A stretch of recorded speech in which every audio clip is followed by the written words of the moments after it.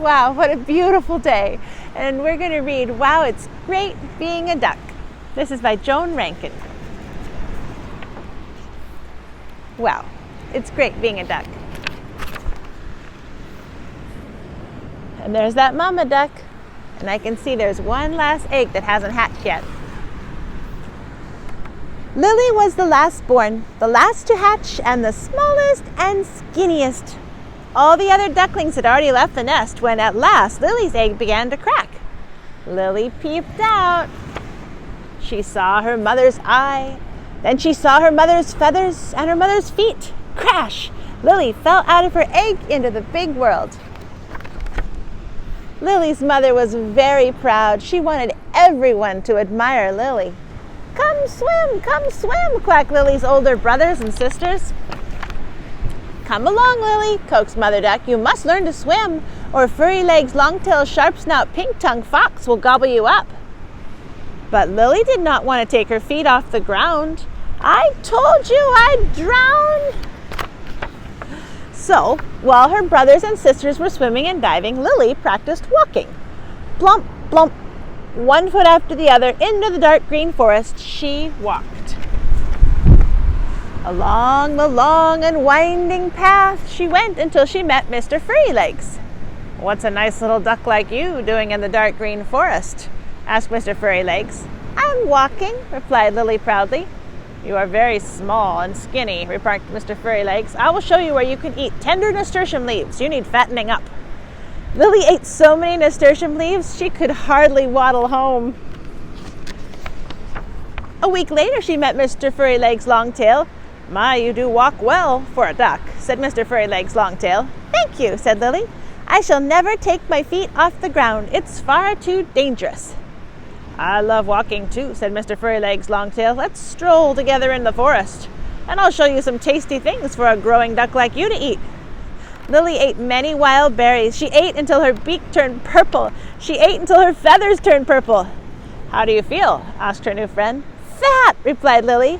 Good, said Mr. Furry Legs Longtail. I like fat ducks. The following week, Lily returned to the berry patch, and there she met Mr. Furry Legs Longtail Sharpsnout. While she looked for any remaining berries, they talked. Do you have a large family? Asked her companion.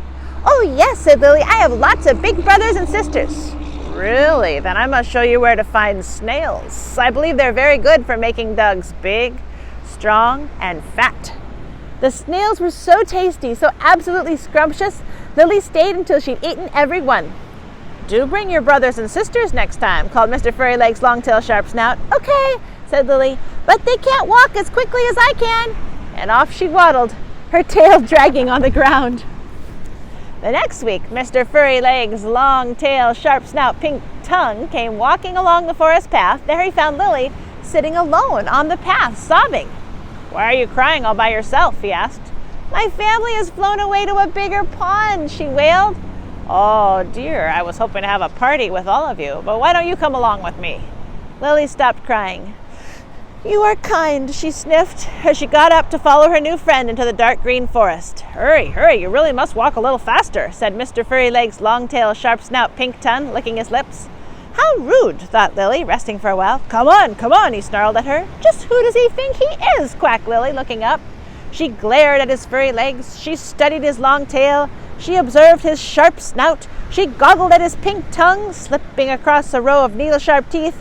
Lily squeaked and Lily squawked when she saw Mr. Furry Legs Longtail Sharp Snout Pink Tongue. Fox! Oh no! Quickly, Lily turned and ran. Flap, flap, flap, flap, faster and faster along the winding path, through the dark green forest, back to the pond. Splash into the pond. Paddle, paddle, faster and faster. Lily could feel the panting breath of Mr. Fox. She could feel his prickly whiskers on her tail. Paddle, paddle went her feet. Flap, flap went her wings. And suddenly,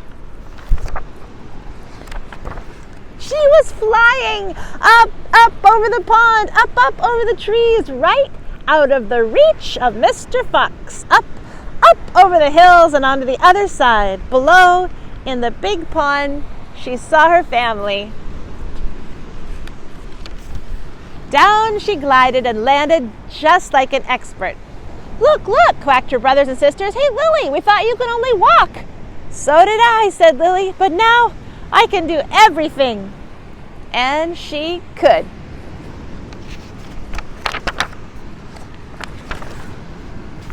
Wow, it's great being a duck. Gee, it's tough being a snail. And that is, wow, it's great being a duck.